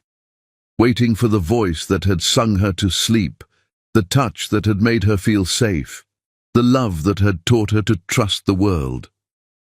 "Call him," he said finally. "Tell him it's an emergency." Eleanor nodded and hurried from the room, leaving Gareth alone with his daughter and the weight of everything he'd failed to protect. The scandal had been brutal, just as Sabrina had predicted. Hobson Steele's stock had taken a hit, though the Shanghai deal had cushioned the blow.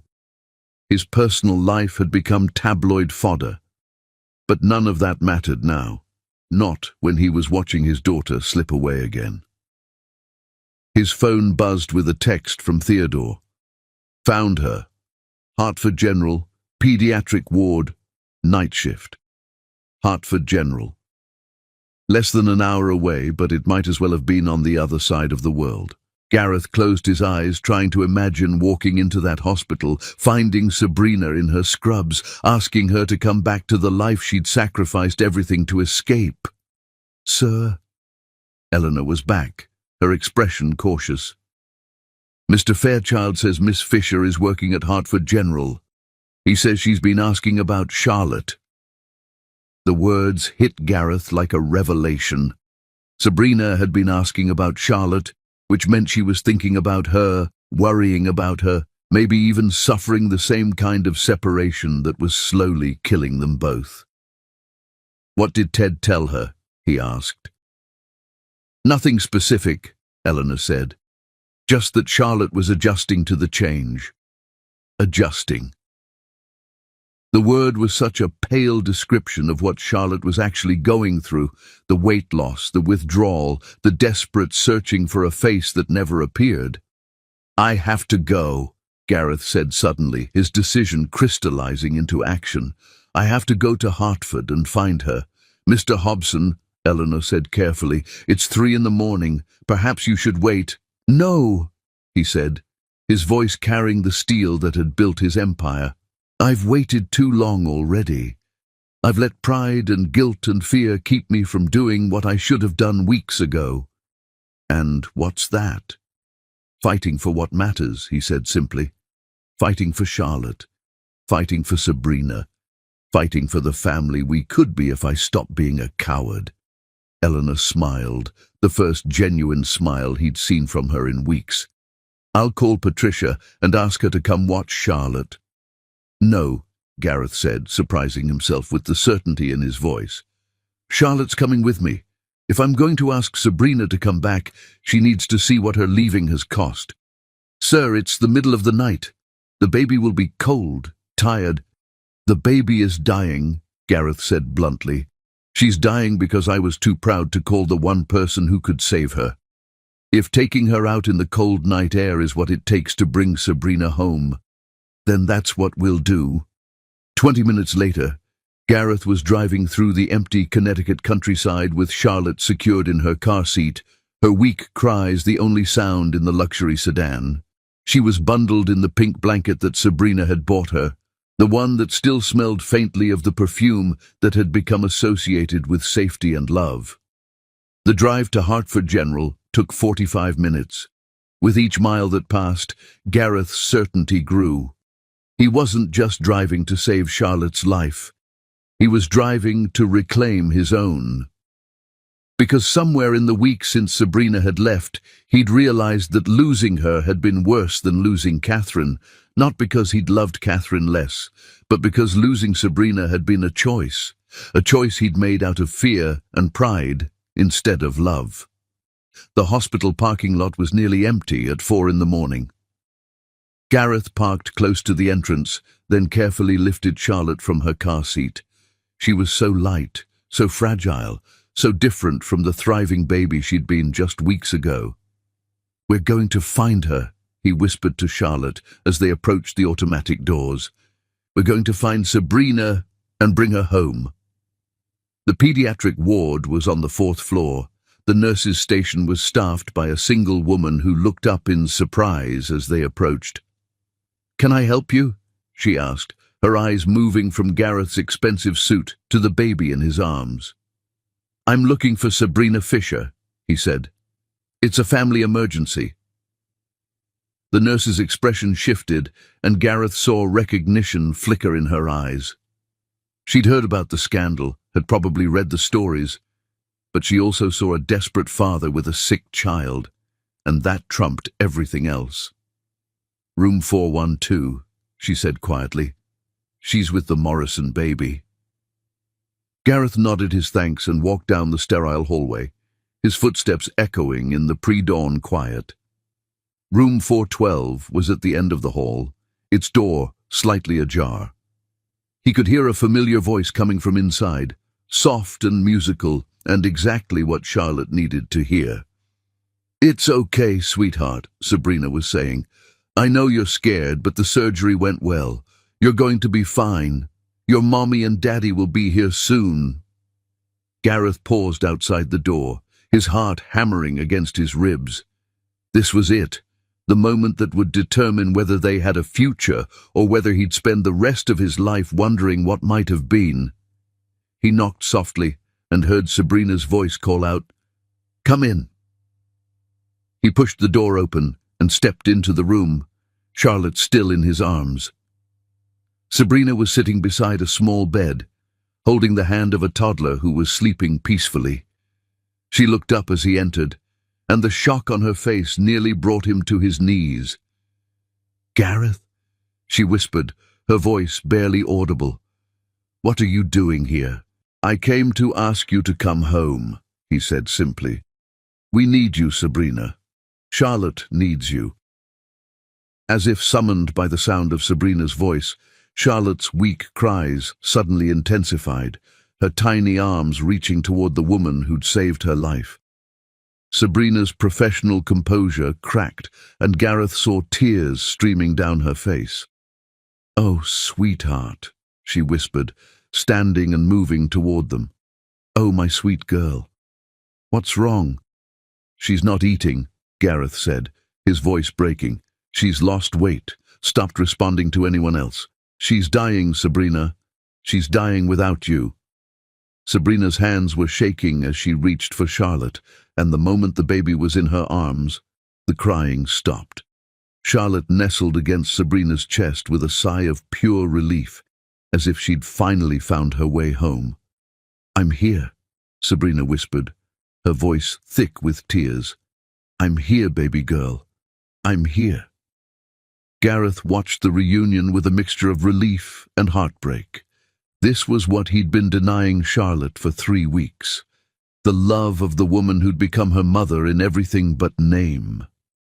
"I'm sorry," he said, his voice raw with emotion. "I'm so sorry, Sabrina. I should have called you weeks ago. I should have fought for you instead of letting you walk away." "You were protecting me," she said, though her eyes never left Charlotte's face. "I was being a coward," he said. "I was so afraid of the scandal, so afraid of what people would say, that I forgot what actually mattered. I forgot that love is worth fighting for." "Gareth, I love you," he said, the words coming out in a rush. "I love you, and I don't care who knows it. I don't care what it costs me. I just care about you and Charlotte and the family we could be if you'll give us another chance." Sabrina was crying openly now, her tears falling onto Charlotte's blanket. "The scandal will die down," he said firmly. "People will find other stories to obsess over, but Charlotte will only have one chance to grow up with the woman who saved her life." "I don't know if I can do this again," she whispered. "I don't know if I can survive losing you both twice." "Then don't lose us," Gareth said, stepping closer. "Come home with us. Marry me, be Charlotte's mother and my wife, and to hell with what anyone else thinks." The words hung in the air between them, a proposal born of desperation and love, and the absolute certainty that they belonged together.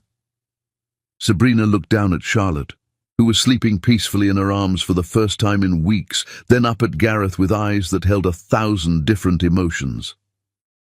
"Are you sure?" she asked. "Are you absolutely sure this is what you want?" "I've never been more sure of anything in my life," he said.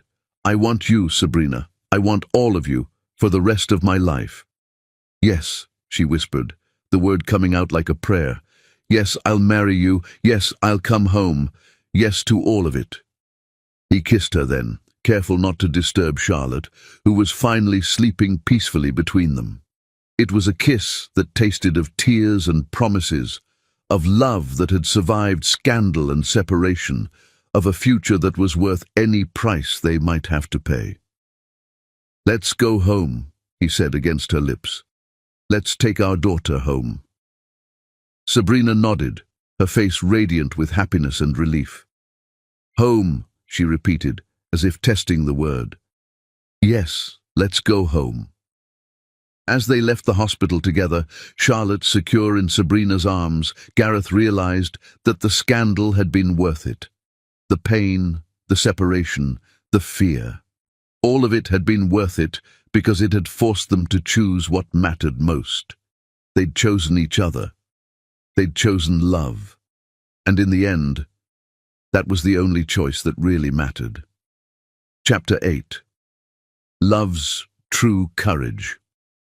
The morning after Sabrina returned to the Hobson estate, she woke up in the master bedroom for the first time, sunlight streaming through the windows Catherine had chosen, in the bed where Gareth's wife had died giving birth to their daughter.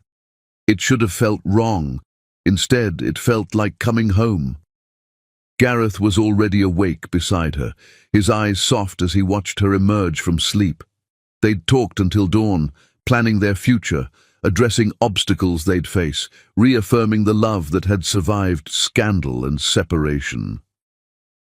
"Good morning, Mrs. Hobson-to-be," he said softly, his voice warm with affection.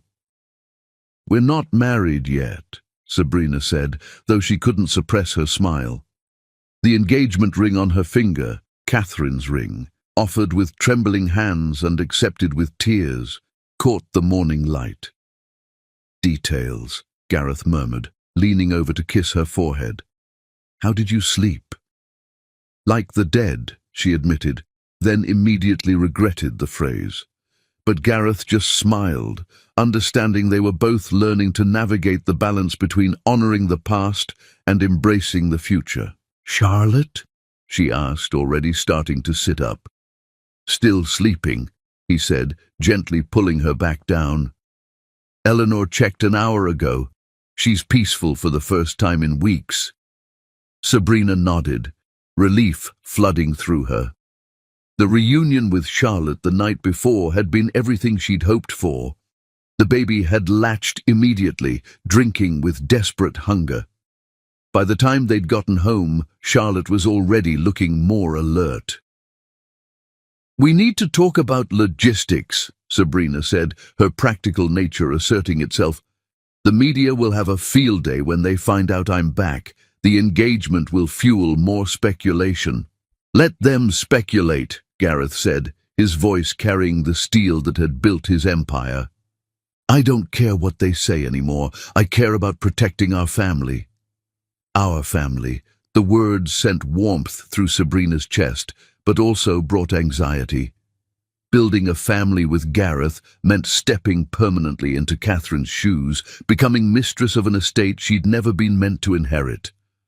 "What about Catherine?" she asked quietly. "She's going to fight this." Gareth's expression hardened slightly. "Catherine's grief doesn't give her the right to dictate my life, and it certainly doesn't give her the right to decide what's best for Charlotte. But she's Charlotte's aunt. She's family." "So are you," Gareth said firmly. "You've been more of a mother to Charlotte than anyone else. Catherine can either accept that or stay away." The words were spoken with absolute conviction, but Sabrina could see the pain underneath. Gareth was choosing between the woman who connected him to his dead wife and the woman who represented his future. "I don't want to come between you and your family," she said. "You're not coming between us," Gareth said, reaching up to cup her face. "Catherine is putting herself between us. There's a difference." Before Sabrina could respond, Charlotte's cries drifted through the baby monitor. Immediately, both of them were moving, their bodies responding with automatic precision. "We'll get her," Gareth said, taking her hand. Together. They walked to the nursery hand in hand, and Sabrina felt rightness settle over her. This was how it was supposed to be. Both parents responding to their child's needs, sharing responsibility and joy. Charlotte was standing in her crib, bouncing excitedly. When she saw them enter together, her face lit up with a smile that could have powered the mansion. "Good morning, sweetheart," Sabrina said, lifting Charlotte into her arms. Did you sleep well?" Charlotte babbled happily, her hands reaching for Sabrina's face with the confidence of a child who knew she was loved. The weight loss from the past 3 weeks was still evident, but her color was better, her eyes brighter. "I have something to ask you," Gareth said, as Sabrina settled into the rocking chair to nurse Charlotte. "Something important." "More important than agreeing to marry you?" she asked, adjusting Charlotte with practiced ease. "Different important," he said, his voice carrying weight that made her look up. "I want you to be Charlotte's legal mother. I want to start adoption proceedings immediately." The words hit Sabrina like a physical blow, not because they were unwelcome, but because they represented something she'd never dared hope for. Legal motherhood meant permanence, protection, the absolute certainty that no one could ever take Charlotte away. "Are you sure?" she asked, her voice barely above a whisper. "Once the adoption is finalized, Charlotte will legally be my daughter. Forever." "She already is your daughter," he said simply, "in every way that matters. The legal part is just paperwork." Sabrina looked down at Charlotte, who was nursing contentedly, her tiny hand resting trustingly on Sabrina's chest. The baby who'd been dying when they first met, who'd fought so hard to live, who'd chosen Sabrina as her source of life and love. "Yes," she said, tears streaming down her face. "Yes, I want to adopt her. I want to be her mother in every possible way."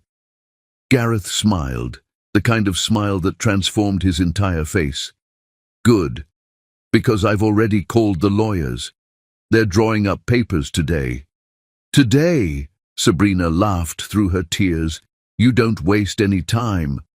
"I've wasted enough time," he said seriously. 3 weeks of watching Charlotte fade taught me that time is too precious to waste on hesitation." Charlotte finished nursing and dozed off in Sabrina's arms, her face peaceful and content. As Sabrina held her, she felt the final pieces of her new life clicking into place. Mother, wife, mistress of an estate with centuries of history. "I have a condition," she said suddenly. Gareth raised an eyebrow. "A condition for the adoption?" "A condition for the marriage," she said, her voice gaining strength. "I want to be your equal partner in everything. The business, the finances, decisions about Charlotte's future. I don't want to be just the wife who stays home while you run the world." "Sabrina." "I'm serious," she said, cutting him off.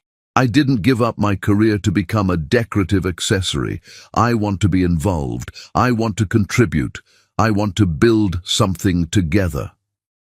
Gareth studied her for a long moment, processing the request. He was used to being in control, making decisions unilaterally. Sharing that power would be an adjustment. "What did you have in mind?" he asked finally. "A foundation," she said, the idea crystallizing as she spoke, "focused on maternal and infant health, helping families like ours, babies like Charlotte. I want to use what we've learned to help other people." "A foundation," he repeated, and she could see the wheels turning. "That's brilliant. Tax advantages, positive publicity, genuine social impact." "I don't care about tax advantages," Sabrina said firmly. "I care about making sure no other family goes through what we did. No other baby suffers because there aren't enough resources." "I know," Gareth said quickly. "I just meant it's smart on multiple levels." Sabrina nodded, feeling purpose settling over her. "I want to work with hospitals, train nurses in specialized infant care, fund research into feeding disorders. I want to turn our pain into something productive." "Our pain," Gareth repeated softly. "I like that. Our pain, our healing, our future." "Is that a yes?" she asked. "To the partnership?" "That's a yes to everything," he said, leaning down to kiss her forehead. "Equal partners in business, parenting, life. I wouldn't want it any other way." The sound of the doorbell interrupted their conversation, followed by Eleanor's voice from downstairs. "Mr. Hobson, Dr. Whitmore is here." Gareth glanced at his watch. I called her last night. I wanted her to check Charlotte, make sure the separation didn't cause lasting damage. Good thinking, Sabrina said, though she felt nervousness flutter. Dr. Whitmore had been Catherine's friend, had known her for years. How would she react to finding Sabrina not just back, but wearing Catherine's ring and planning to become Charlotte's legal mother? It'll be fine, Gareth said, reading her expression. Margaret cares about Charlotte above everything else. She'll be thrilled to see her healthy again. They made their way downstairs, Charlotte alert and curious in Sabrina's arms. Dr. Whitmore was waiting in the living room, her medical bag at her side, her expression professionally neutral until she saw Charlotte.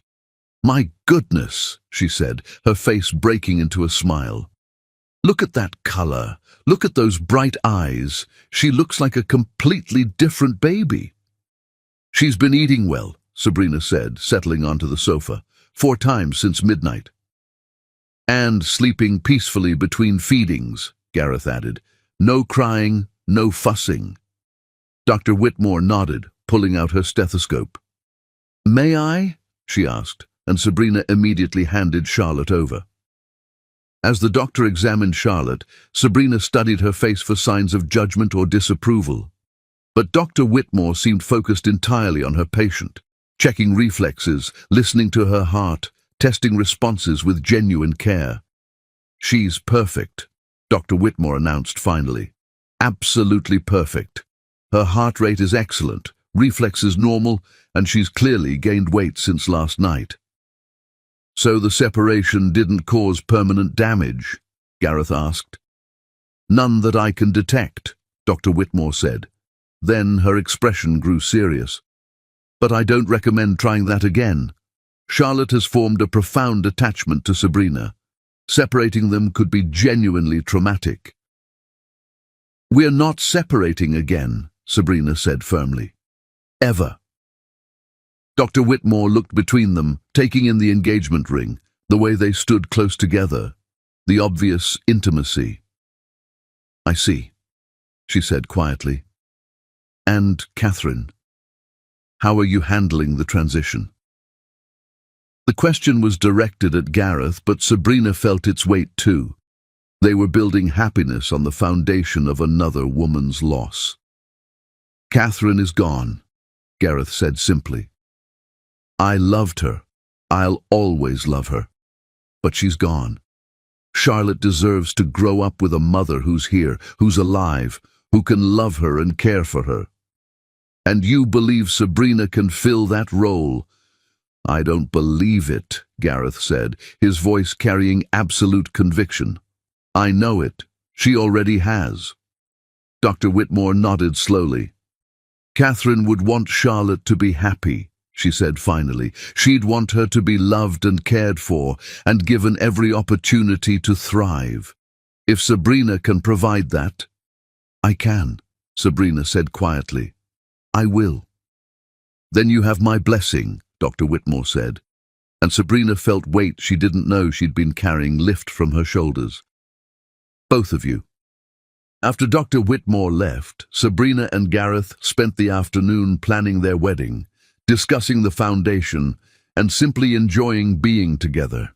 Charlotte napped peacefully in her crib, waking only to eat before settling back into contented sleep. "I have one more surprise," Gareth said as evening approached. "Please tell me it's not another reporter," Sabrina said with a laugh. "Better," he said, pulling out his phone.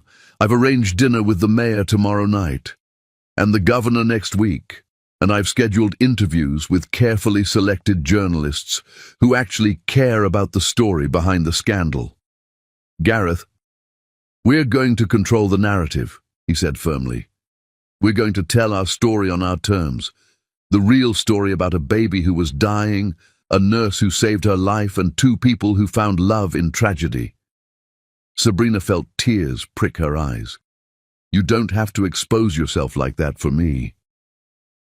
"I'm not doing it for you," he said, pulling her into his arms. "I'm doing it for us, for our family. for the foundation we're going to build together. I'm done hiding from the truth." "And what's the truth?" she asked, looking up into his eyes. "The truth is that I love you," he said simply. "The truth is that you saved my daughter's life and mine. The truth is that we're going to get married and raise Charlotte together and build something beautiful out of something that started with so much pain." "I love you too," she whispered, reaching up to kiss him. "I love you and Charlotte and this crazy, complicated life we're building together." As the sun set over Connecticut, painting the sky in gold and pink, Sabrina realized that this was what courage looked like. Not the absence of fear, but the willingness to fight for love despite obstacles. Not certainty of success, but commitment to try. Tomorrow would bring new challenges, media attention, family drama, the complex process of blending their lives together. But tonight, they were home. They were together. They were a family, and that was enough. More than enough. It was everything. Chapter 9. The Choice That Changes. Everything. The annual Connecticut Business Leaders Gala was the kind of event where fortunes were made and destroyed over champagne and carefully orchestrated small talk. But Gareth Hobson had never used it as a stage for his personal life until tonight. He stood at the podium of the Hartford Marriott's grand ballroom, 500 of the state's most powerful people hanging on his every word, and prepared to risk everything he'd built for the woman he loved. "Ladies and gentlemen," he began, his voice carrying the confidence that had made him one of the most respected businessmen in New England. "I came here tonight to talk about the future of American industry, but I find myself wanting to talk about something more personal, something more important." In the audience, Sabrina felt her pulse quicken. They'd discussed this moment, planned for it, but seeing Gareth step up to the microphone made it real in a way that terrified and thrilled her. "3 months ago, my daughter Charlotte was dying," Gareth continued, his voice steady despite the magnitude of what he was revealing. "She was failing to thrive, rejecting every form of nutrition we tried. The doctors told me to prepare for the worst." A murmur ran through the crowd. Many had heard rumors about Charlotte's health crisis, but Gareth had never spoken about it publicly. His personal life had always been fiercely protected. "Then a remarkable woman named Sabrina Fisher came into our lives," he said, his eyes finding hers in the crowd. "She didn't just save Charlotte's life, she saved mine. She reminded me what it means to fight for what matters most." Sabrina felt tears prick her eyes as she watched him lay his heart bare in front of everyone who mattered in their professional world. She was wearing the emerald green dress he'd bought her, Catherine's diamond necklace, and the engagement ring that caught the light with every movement. "I know many of you have read the stories about us," Gareth continued, his voice gaining strength. "You've seen the speculation, the rumors, the attempts to turn our love story into something shameful. But I'm here tonight to tell you the truth." Catherine Sinclair, seated near the back, went rigid in her chair. She'd been dreading this moment since learning about the engagement, hoping Gareth would come to his senses before making such a public spectacle. "The truth is that Sabrina Fisher is the most remarkable woman I've ever met," Gareth said, his voice carrying to every corner. "She's brilliant, compassionate, and brave enough to risk everything for a child who wasn't even hers. She's the woman I want to spend the rest of my life with." The crowd was completely silent now, hanging on every word. Some faces showed surprise, others approval, and a few displayed the calculated interest that meant they were already planning how to use this information. "Which is why," Gareth continued, his voice dropping to a more intimate tone, "I'm hoping she'll do me the honor of becoming my wife."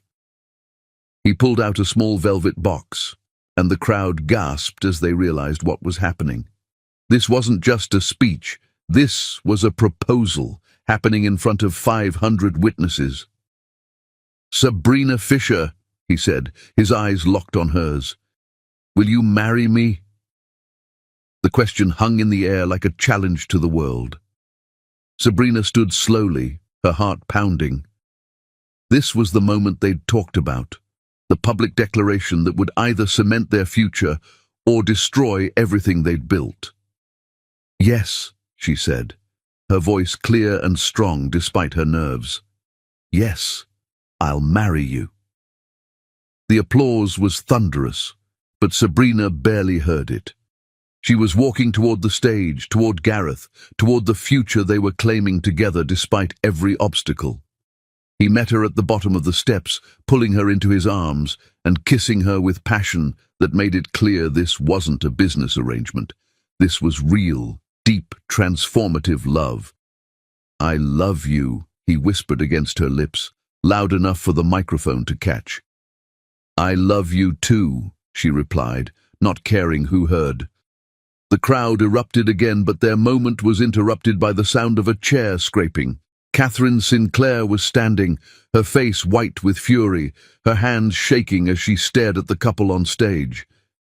"This is obscene," she said, her voice carrying clearly in the sudden silence. "My sister is barely cold in her grave, and you're parading your mistress around like some kind of trophy." The word mistress hit the crowd like a slap, and Sabrina felt every eye turn to stare at them. This was the moment they'd been preparing for, the inevitable confrontation that would either make or break their public acceptance. "Catherine," Gareth said, his voice calm but firm, "please don't do this here." "Where else am I supposed to do it?" Catherine shot back, her composure shattered. "You won't return my calls, you won't see me. You've shut me out completely so you can play house with your new family.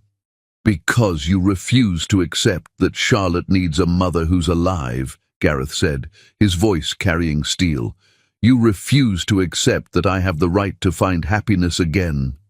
"Happiness?" Catherine laughed bitterly. "You call this happiness? Replacing Catherine with some opportunistic nurse who saw a chance to upgrade her life?" "That's enough," Sabrina said, stepping forward. She'd been prepared for this moment, had rehearsed what she would say, but now found herself speaking from the heart. "I loved Catherine," she said, her voice carrying to every corner. "I never met her, but I loved her because she gave life to the most wonderful little girl in the world. I loved her because she loved Gareth, and that love made him the man I fell in love with." The crowd was completely silent, captivated by the raw emotion in her voice. "I'm not trying to replace Catherine," Sabrina continued. "I couldn't if I wanted to. But Charlotte needs a mother who's here, who's alive, who can love her and care for her and watch her grow up. And Gareth needs a partner who can stand beside him, not just the memory of someone who's gone." "You don't understand," Catherine said, tears streaming down her face. "You didn't know her. You didn't see how much she loved him, how much she wanted that baby. You're erasing her like she never existed." "I'm not erasing anyone," Sabrina said gently. "I talk to Charlotte about her mother every day. I tell her how much Catherine loved her, how she chose every detail of the nursery, how she would have been the most wonderful mother. Catherine's love for Charlotte isn't gone. It's being carried forward by people who care about her daughter's future." "But you're taking her place," Catherine whispered. "You're living in her house, wearing her jewelry, raising her baby." "I'm not taking anything," Sabrina said, her voice firm but compassionate. I'm giving Charlotte the mother she needs, Gareth the partner he deserves, and Catherine's memory the honor of knowing her daughter is loved and cared for." The silence stretched between them, heavy with grief and guilt and impossible choices. Finally, Catherine spoke again, her voice broken. "She was my sister," she said. "She was all I had left of our family. And now she's gone. And you're here. And it's like she never existed." "She'll always exist," Gareth said, his voice gentle but firm. "She'll exist in Charlotte's smile, in the way she laughs, in the love that created her. But Catherine is gone. Catherine, and the living have to find a way to keep living. Even if it means forgetting her. We're not forgetting her, Sabrina said. We're honoring her by making sure her daughter grows up happy and loved and secure. We're honoring her by building a family that she would be proud of. Catherine stared at them for a long moment, her face cycling through emotions, grief, anger, acceptance, and finally, reluctant understanding. Catherine would want Charlotte to be happy, she said finally, her voice barely above a whisper. She'd want her to be loved. Yes, Sabrina said softly, she would. And she'd want Gareth to find peace, Catherine continued, working through the logic aloud. She'd want him to move forward, not spend the rest of his life mourning. She would, Gareth confirmed. You know she would. Catherine nodded slowly, and for the first time since Catherine's death, Sabrina saw a glimpse of the woman she must have been before grief consumed her. I'm sorry, Catherine said, her voice breaking. I'm so sorry. I've been so angry, so lost, and I took it out on you, both of you. You don't have to apologize, Sabrina said. You loved Catherine. You're grieving. That's natural. But I can't let my grief hurt Charlotte, Catherine said, her voice gaining strength. And I can't let it hurt you. Catherine wouldn't want that. She walked toward the stage, her steps slow but determined. When she reached them, she looked directly at Sabrina. Can you forgive me, she asked, for the things I said, the pain I caused? There's nothing to forgive, Sabrina said, reaching out to take Catherine's hands. You were protecting your sister's memory. I understand that. Will you let me be part of Charlotte's life? Catherine asked. I know I don't deserve it after how I've acted, but she's all I have left of Catherine.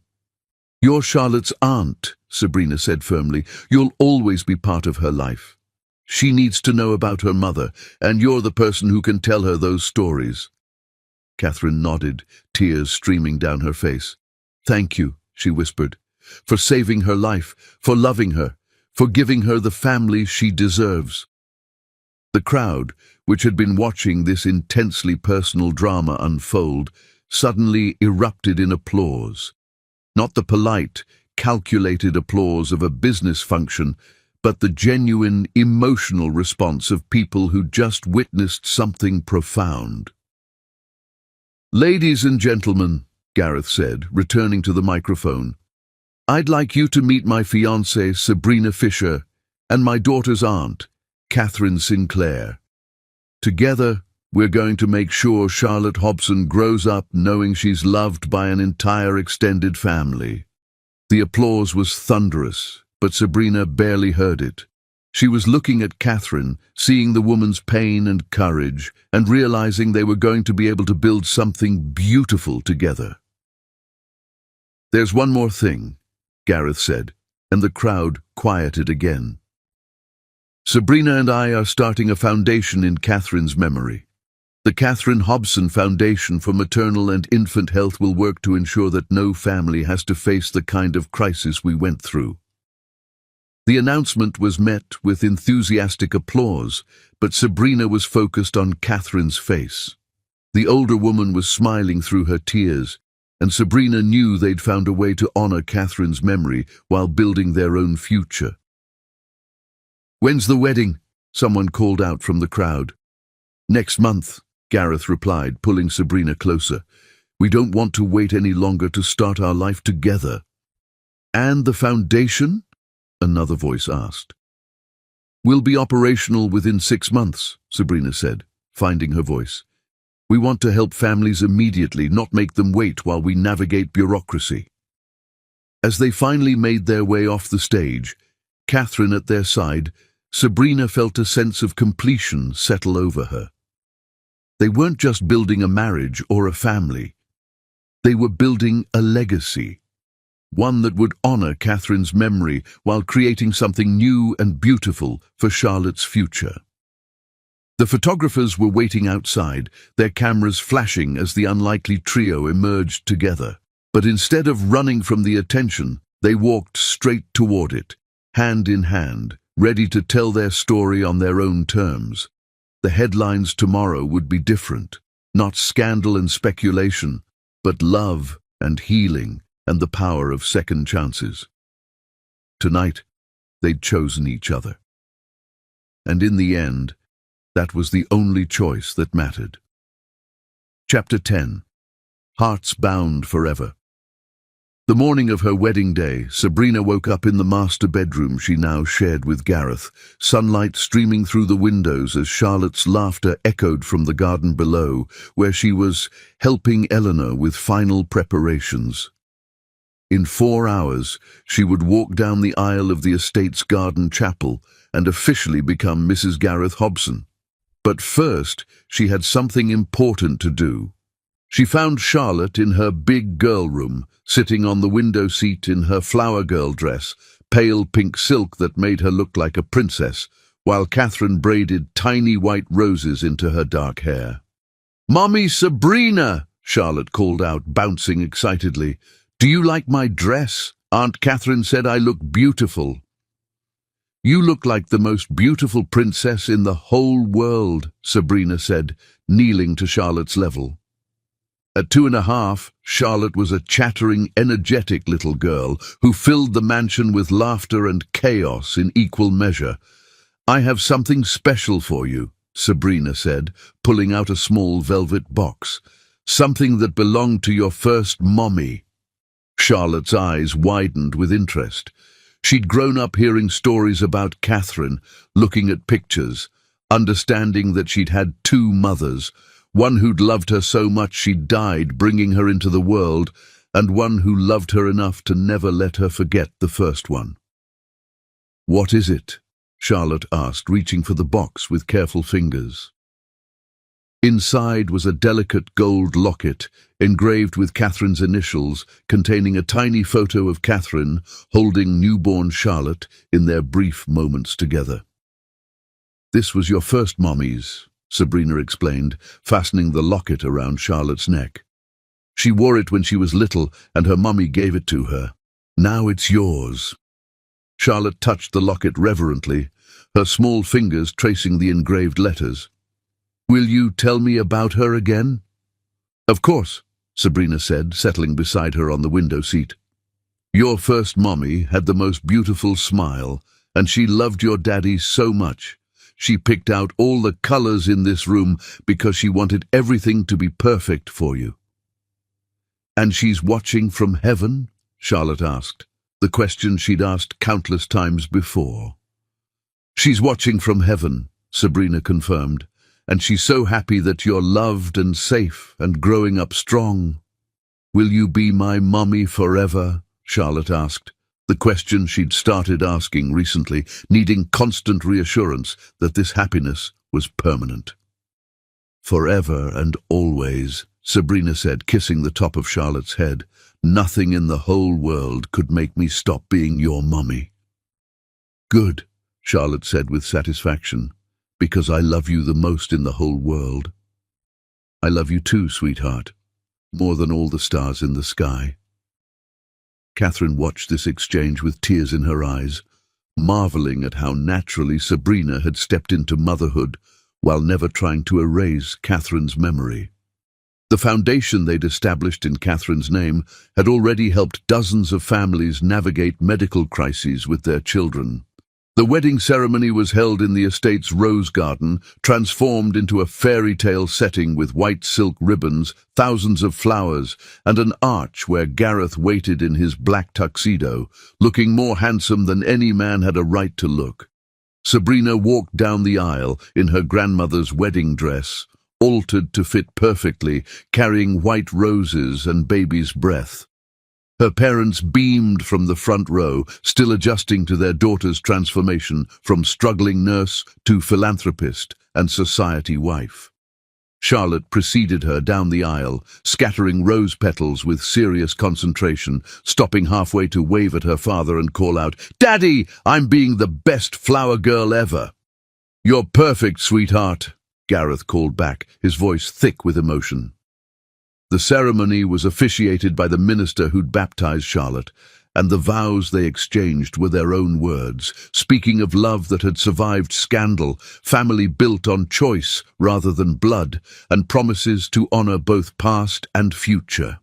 "I promise to love Charlotte as my own daughter," Sabrina said, her voice clear and strong, "to honor Catherine's memory by giving her child the best possible life, and to stand beside you through whatever challenges come our way."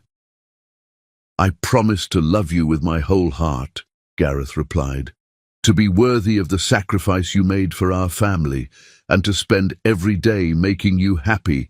You chose us."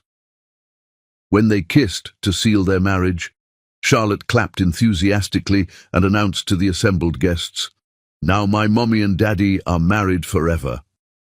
The reception was held in the mansion's ballroom, but the real celebration happened later, after the guests had gone home and the three of them were alone in Charlotte's room for bedtime stories. "Tell me about the wedding," Charlotte demanded, even though she'd been there for every moment. "Tell me about how you married Daddy." "Well," Sabrina said, settling into the rocking chair where she'd first nursed a dying baby 2.5 years ago, "there was a beautiful princess who wore a pink dress and scattered flower petals." "That's me," Charlotte interrupted with delight. "That's you," Sabrina confirmed. "And there was a prince who was so handsome and so kind. That's Daddy."